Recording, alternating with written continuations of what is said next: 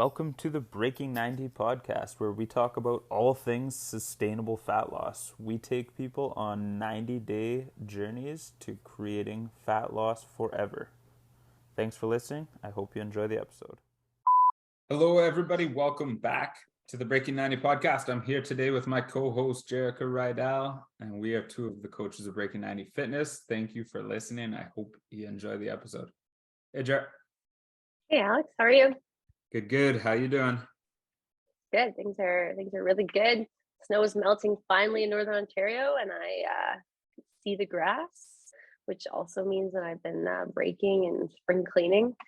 And I don't know what. Again, I always say I don't know what order these come out, but I'm definitely in a period of time where I am not as fit or doing as many physical things as I used to, and just doing yard work really debilitated me.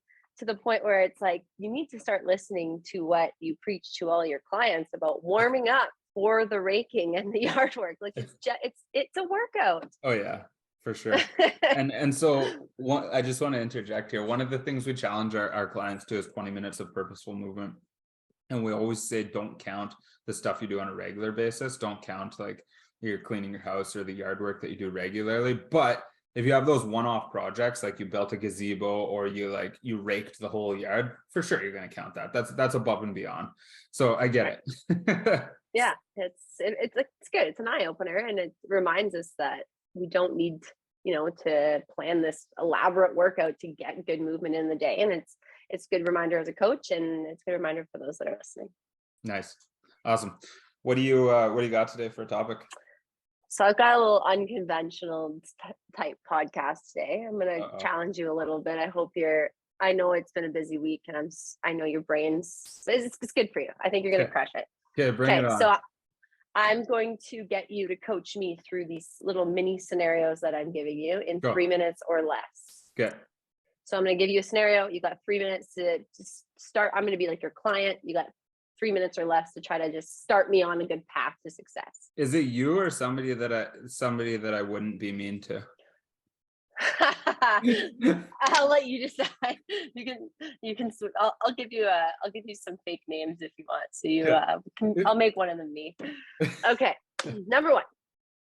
I have tried every diet plan imaginable, and I can't seem to find one that works. I want to lose about 10 pounds by summer. Where should I start? Cool. Timer started. Go. Okay, so tell me, give me a brief summary of what you have tried in the past. I've tried, all the classics: intermittent fasting, keto, paleo, whole foods diet. I've tried them all, and I just can't seem to find one that works. I don't know if it's like my metabolism.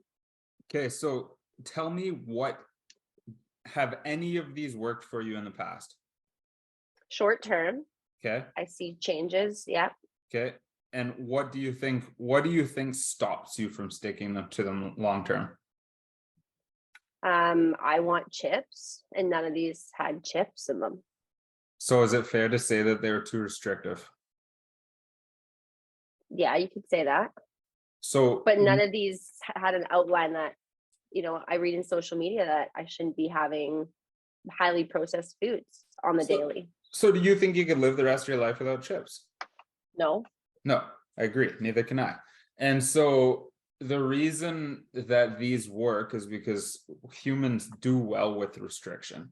So when I tell you you can't have chips, you're like, cool, I've got a rule now. It's a yes or no rule. I can either pass or fail this test. And it's easy because you have restrictions. So now you go forward. No chips day 1, no chips day 2, no chips day 3. I'm passing.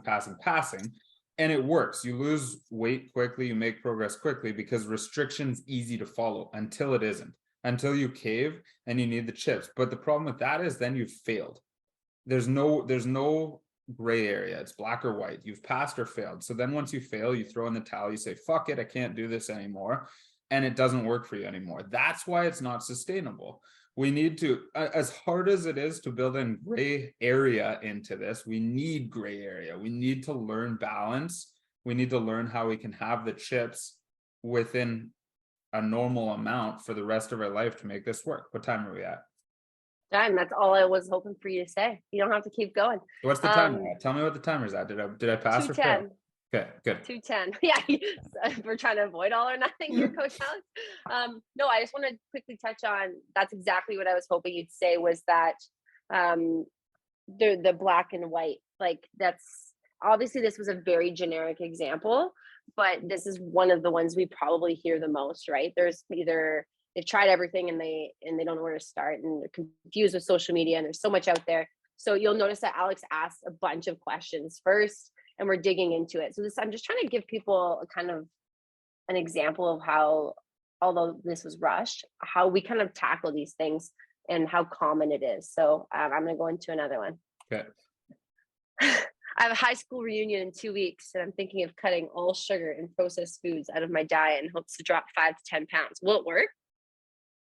Okay, your high school reunion's in 2 weeks, and you want to Yeah. make a big change before the high school reunion. So tell me what you've been doing the past 2 weeks leading up to this point that we're having this conversation. Like just normal routine, like nothing was been focused. So you haven't changed anything from a nutrition or movement standpoint up until now, and now you want to change everything, right? Right. I want to cut all, like if I cut sugar, will I see fat loss? Like, is that all I need to do? Will it work? No, you're not gonna, in 2 weeks, you're not gonna make enough of an impact that you're actually going to make real progress. You could start the ball, and you could start working on a bunch of habits that long term could have a massive impact. But in 2 weeks, you're not going to make any real tangible progress. You might lose a couple pounds realistically. You might be able to shed off some water weight, but you're not gonna notice a big physical change in 2 weeks. Unfortunately, you've left it a little bit too last minute to make that big splash impact that you want to. Now, what you could do is you could make a change probably in the way that you appear and feel, which would help. So what I mean by when I say that is that we always, our water retention fluxes daily based off of our choices. So if we start making some sustainable choices like increasing our total movement, eating more fruits and vegetables, getting better quality sleep and drinking more water, this is going to have a big impact on your water retention, and it's probably going to have a big impact on the way that you feel. So you're going to feel better. You might have a little bit more energy. You're probably going to drop some water retention. So you might see your weight drop a couple pounds, but it'll definitely be a significant enough impact that it's worth diving into for the next 2 weeks. Awesome. And note that you didn't say I needed to cut all my sugar to make those changes. So I just wanted to note that. That's awesome. Okay. That was only 2:30. Well done. Okay. So before Jerrika goes on, keep in mind that we don't plan any of our podcasts. So we like to just show up with a topic so that it feels raw and natural. So we always, one coach shows up with the topic, the other coach has no idea what's coming, because we want to give you an authentic feel of this conversation. So none of what we're doing is scripted. So you might get some hms and ahs out of me, but we'll get there. Okay, go. Yeah, and last thing to note is like obviously if these are your questions and if this scenario resonates with you and you're like that's me, your conversation is not going to be this sped up and kind of black and white, but it's just I think it's just to make people realize that these situations are very real and we see them often, and almost kind of like a debunk some myths type podcast. Okay, another one we've got, I attend CrossFit, walk every day, I do yoga most days, I play sports in the evenings and run on the weekends. Why am I not losing weight? Cool, great one. So you're obviously very athletic, very physically active, but you don't feel like you look the way that you should for how active you are, correct? Correct. Okay, this is super common. So it's pretty rare that exercise is the thing that's holding people back from their goals. I say pretty rare because there are people who live very, very sedentary lifestyles. And when you live a sedentary lifestyle, it's tough to make progress because your metabolic rate's really low. You're burning very few calories. You, on the other hand, are super active. So your metabolic rate's in a good place. You're burning a decent amount of calories. But what we always have to look at with weight loss is calories in versus calories out. So each day you burn X amount of calories. That's going to change over time based off of hormones, genetics, our day-to-day movements, our lifestyle choices. Each day you burn a certain amount of calories. If you eat more than that, you gain weight. If you eat less than that, you lose weight. That's all there is to it. So if you aren't making progress, it's because you're still in a calorie maintenance or a calorie surplus. And when I say progress, it has to be over a long period of time. You're not going to see this on a day-to-day change. You're not going to see this on a week-to-week change, maybe even, but month to month. If we look at month after month after month, is your weight going up, down, or staying the same? If you're always this active and the weight isn't changing, you're still consuming enough calories that you're not in a calorie deficit. Does that make sense? Awesome. Yep. Cool. Any questions on that as the client, or do you want me to elaborate at all on that, or is that the direction I you think want? that was pretty clear. I think Okay. it was good. I've got two more. This will be Okay. a bit of a shorter podcast, which is actually probably nice for some of our listeners sometimes. Switch it up. Okay. That also, by the way, that was 2 minutes and 9 seconds. Thank you. Number, I don't know what number one, 4 or 5. Okay. I feel like I have no time to move. I make up every excuse in the book when I do have time, and my sleep is crap. Where should I start? Cool.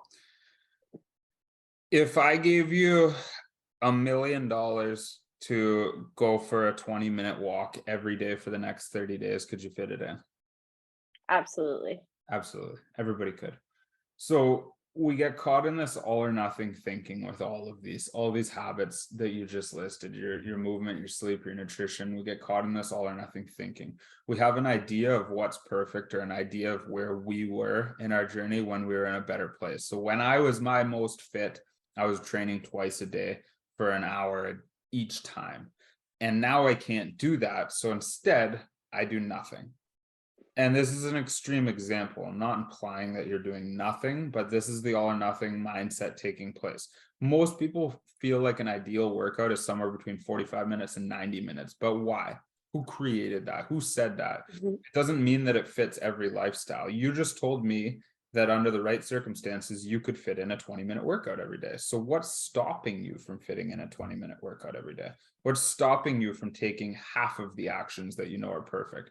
Maybe you can't get an 8-hour sleep, but you could get a 7-hour sleep. But because you can't get 8 hours, you're choosing 5 hours, right?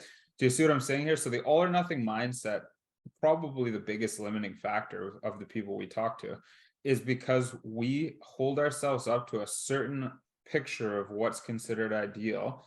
We don't feel like it's possible. So instead, we throw in the towel. Time. I accidentally forgot to hit start. That was I think you under. crushed I could it. tell I won. Yeah, you won that one. I'll give it to you. Okay, 2 left. My legs and arms look toned to me, but my midsection is so stubborn. How do I address this? Cool. All right. Have you had kids? No. Okay. Okay. And it doesn't. I don't know.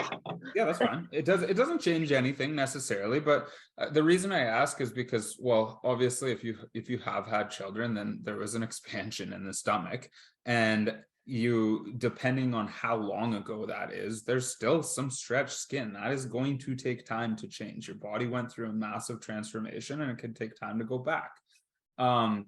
Even if you haven't, though, some of this look that we don't like in the stomach region comes from fat. Some of it comes from skin, and we need to differentiate, because if we just keep losing weight, that doesn't mean the skin tightens. You still might have a look you don't like. So losing weight isn't always the answer here. But I use that just to preface what I want to say here. So we always are going to have more or less stubborn points on our body. Unfortunately, we can't spot target fat loss. If you notice that when you lose weight, you lose it a bit quicker in the arms, that's you. Everybody has their stubborn spots. Everybody has their good spots. The spot that is considered your stubborn spot will almost always be the last place to go and the first place to come back. So for most people, it's continuing on doing exactly what you're doing, making sure you're hitting your nutrition and movement goals, and giving yourself time, because it takes time for these changes to happen. And especially if there's skin change and not just fat change, you need to give that skin time to start to either tighten up or adapt to the changes you're giving it to. I was hoping you'd say that. Very good. And depending on the area too, right? Increasing muscle mass can help kind of take up that extra skin that you might not be happy with if it's a little bit looser. And gaining muscle in that area can tighten up the area as well. For sure. Yeah, absolutely. And I mean, time and water and proper nutrition and training, Water, like yeah. eventually that skin starts to tighten. It doesn't mean it may never look the way you want it to look without surgery. It might not, it might. I'm not saying one way or the other, but you have to at least give it time and do the right things properly to see. Absolutely. Awesome. And that was perfect. 2:45, a little longer. It's good. Last one, I lose weight all week and start back where I was every Monday. How should I manage the weekends? I'm a very social person. Cool. So I love to look at weight loss on a big picture journey. Like I think one of the biggest mistakes people make is looking at weight loss on a day to day. When we look at it day to, so the three big factors that change in our weight are water, fat, muscle. The fat and muscle, we almost can't see change on a bathroom scale. It's so small that you probably won't even notice it on a bathroom scale. So the day-to-day changes we see are actually water retention for the most part, and very, very tiny changes in fat and muscle. So for that reason, even in a week, when you tell me that you lose weight all week and then gain it on the weekend, you probably lost water retention all week and then gained water retention on the weekend. And that's important to note going into this. When we look at weight loss, we have to compare week to week to week, month to month to month. We should see a progress over time, a trend progress over time, instead of the day-to-day changes. Now, looking at your weekend, obviously, if it's sabotaging your week, then something has to change. So we still need calories in versus calories out. That can be on a week by week basis, though. It doesn't need to be day by day. So if you're trying to stay under 2,000 calories a day, that's 14,000 calories a week. You can allocate slightly more to the weekend and slightly less to the week, but you still have to stay in that calorie deficit. If the week's getting so high, it's pushing the whole week into a calorie surplus, you're never going to make progress. I think I'm going to run out of time, so I won't take that one further because I want to. Only 9. That was 90 seconds, so you crushed that one. Awesome. No, this is awesome, Alex. Those are the scenarios I just brought in. I think I chose those ones specifically because they are some of the most common that we see.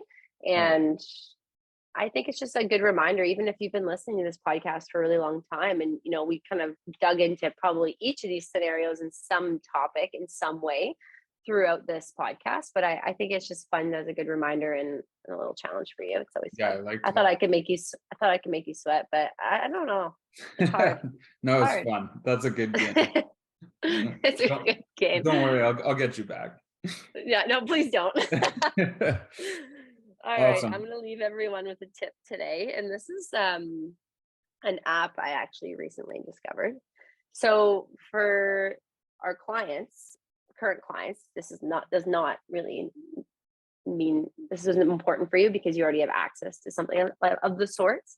But for those that are listening and want to track the consistency of some of their habits, and if you're on our Instagram page, we've been talking about, we made a reel and we talked about the low hanging fruit. So, you're focusing on the small things like the water and the veggies, etc. So this app, you could pick whatever habit you want. So I wrote in my goal is my water goal. So I put in my water amount every day or however many days a week you want to hit this goal. And you can it's so easy. It's like you hit green or red if you achieved it or if you didn't achieve it. And it tracks like your percentage over time. And we always preach on these podcasts, like that 80% or more type consistency through these habits. And you can generate as many habits as you want. I don't recommend doing any more than 3 at a time just to create some type of consistency and type of routine. So on there, I have a veggie goal, a water goal, and a movement goal. Just again, keeping it really simple, just getting back into it. And and then I just set for 7 days. And then you can actually see what percentage you're at throughout the week and the color. I don't know. It's just like a really simple app. It's called Habit Share. Cool. And the cool thing is, the best part is you can actually share send accountability to a friend. So if I want you to like track or watch my water, just to make sure I'm going to ask you to check in on me, I can actually send you the link and you can see it to have Oh, an that's accountability awesome. partner. Or if you want to do the challenge with them, both doing a water goal, you can see each other's progress throughout the week. I So it's like a it. cool way to track if you don't have access to our app that we use. And I just thought it was a fun one. That's awesome. Cool. Yeah, I love it. Thanks for sharing. All right, guys. That's it for today's episode. Hope you had fun listening. We appreciate you being here. And if you have any questions or you want to dive deeper into any of those topics that Jer brought up, make sure you shoot us a message so we can continue that conversation with you. But most of all, just thanks for being here, and we'll see you on the next episode.